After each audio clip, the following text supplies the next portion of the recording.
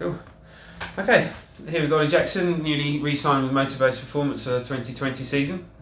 Welcome, Ollie. Thank you. You signed for Motorbase, or re-signed for Motorbase for the 2020 season. What made you want to return to the team for another season?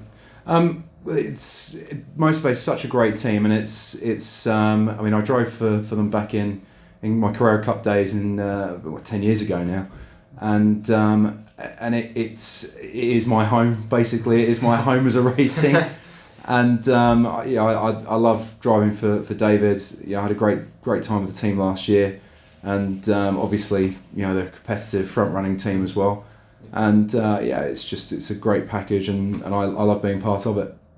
Excellent. And what made you choose Motorbase in the first place? Was it because you'd obviously driven for them in the past with the Porsche, or what made you want to? Yeah, I mean when I came back for touring cars, it was obviously the relationship there. I think I kind of finished my journey with the team that I was with before, and Motorbase was the obvious choice. As a front running team.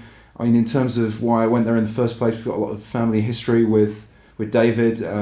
Family friends with Andy Britnell, who used to drive for David a long time ago, and TVR Tuscans back when Motorbase started out. So we've known David for a long time. And it's just kind of, it's funny how it naturally sort of has come around again. Yeah. Excellent. So your first season back with the team, how would you sum that up? It was challenging. There were highs and lows. In terms of my experience as a driver, I think the team really helped me move my game on and become more consistent and get back to my old ways in Carrera Cup. With Motorbase, I don't think anyone's beat the record yet. I had 40 point scoring finishes from 40 starts, but in more recent years I'd kind of switched over to gunning it for the individual results, and it wasn't really. When you're in a front running car, that's not really what you need to do. You need to get the pace of the season, and it started to come together the second half of the year. Snetterton was a strong point. That was solid top 5 running and pace for most of the weekend. We had some other good flashes of pace at Croft, and also the end of the season was a really good high as well. We found something that worked for me in terms of the setup of the car, and I was running strong top 10 amongst all the championship contenders, which was great. Had some lows. I made a few mistakes early days. We had a couple of mechanical problems in the first weekend, which was a real shame because we were going to have a great weekend. Had the moment at Croft where I clipped the recticel, and which that would have been just as good as Snetterton or Brands GP, but that completely ruined the weekend, unfortunately. But just from a tiny mistake. But no, it was a great experience, and it was great to be back with the team in general. Excellent. And what made you want to become a racing driver in the first place? Well, I've always been a petrol head. Yeah. I've always been into my cars. My direct family history isn't motorsport related, but I've got some ancestry in stock cars. My great uncle used to race with Barry Lee and all of that.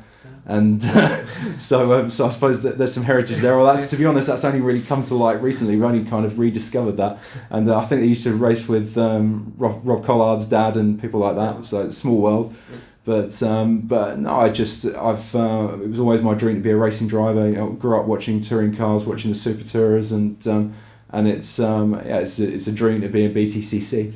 Excellent. And did you have any racing idols when you were growing up, or any now? I mean, my hero growing up was Damon Hill in Formula One, and I'm lucky enough to actually have met Damon quite a few times now, and my dad's been in business with him in the past as well, more recently. So again, it's funny how I've been lucky with motorsport to get in and actually be able to meet my heroes and live the dream. Yeah.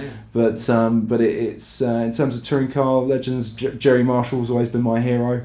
Although it was obviously before my era. It's he's a bit of a legend with a larger than life personality, super quick driver, and and massive sideways.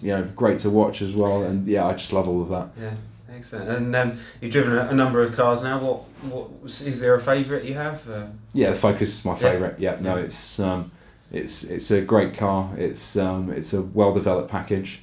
It's got a great engine, and yeah, it's a great car overall. Yeah. And on the touring car package, what's your favourite circuit? Brands GP is my favourite. Yeah, it's great flowing track. Lots of gradient change, good overtaking spots, which you wouldn't expect because it's quite narrow, and it's fast as well. I mean, the Indy track is not fast, but the GP track is amazing. Just how it changes the whole character of the circuit. I love it though. It's great. Do you have a least favourite circuit you go to? Or I think everyone knows that Thruxton's not really my least favourite. I think, but no, I've had some bad experiences there. I always tend to do all right in terms of pace. You know, I don't mind it in terms of my competitiveness, but yeah, I can't say that I look forward to going to Thruxton every year, and certainly not twice last year as well. So relieved to get that one out of the way. And what are your hopes for the season ahead? Obviously, the end of last season, you say you were progressing very well, and are you hoping to take that through to this season? Yeah, well, I think towards the end of last year, I proved that I could run in competitively in the top 10. I'd like to move that into being consistently in the top 10 and hopefully running competitively in the top 5.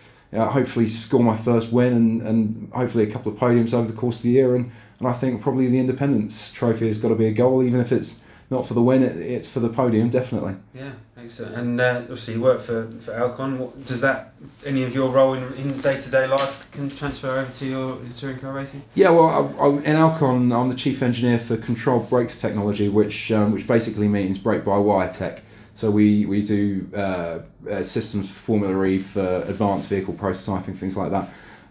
In terms of the direct relationship, there's not really any electric vehicle tech yet in touring cars, although we've got the hybrid stuff coming in, and even then that won't use brake-by-wire technology. But in terms of the general feel, I mean, I used to be a vehicle dynamics engineer at Lotus, which was basically suspension tuning, and that helped me massively with my driving. It means I can converse with the engineers, on a high level about how the car is set up, and I've got a good feel for what changes do, and a good way of distinguishing what is the car, what's me, if you see what I mean, in terms of what the behaviours are. And yeah, I think, and also just the analytical stuff. I look through a lot of data. I have to translate that into what it means in real life, and that's critical as a racing driver. Excellent. And you said you're a petrol head. What car do you drive in real life? I've got an F-Pace SVR as my everyday car. Which is a great bit of kit, and actually I'm quite proud to say one of my mates, my old ex-Lotus colleagues, he did all the ride and handling tuning on it. So it is absolutely a treat, and he should be proud of it. It's a great bit of kit, and yeah, I love it. Excellent. Thank you very much. That's all right, no worries. Cool. Excellent.